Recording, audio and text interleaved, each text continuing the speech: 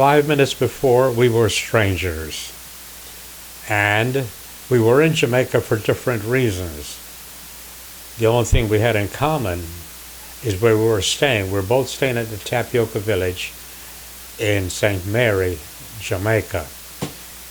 And then he told me the story. He had flown from London for the long weekend for his grandmother's funeral. And on Friday, he had gone to his grandmother's house where he saw this beautiful goat, brown and white goat, with big brown eyes. And he had made friends with the goat. It was tied up in front of his grandmother's yard. He had made friends. He had petted the goat.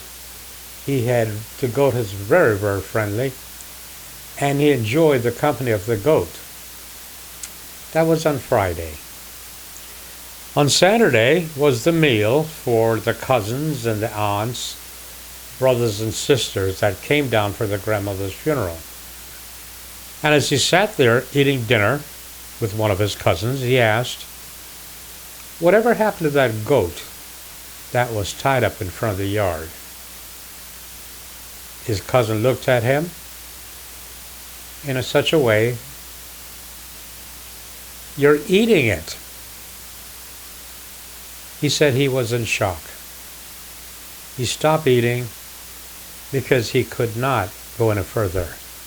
He could not eat the goat that was his friend yesterday. I mention this story because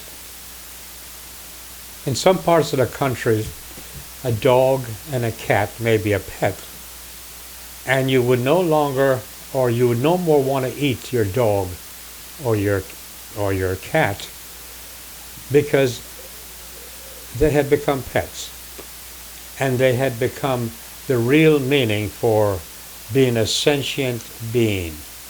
You know what I'm talking about.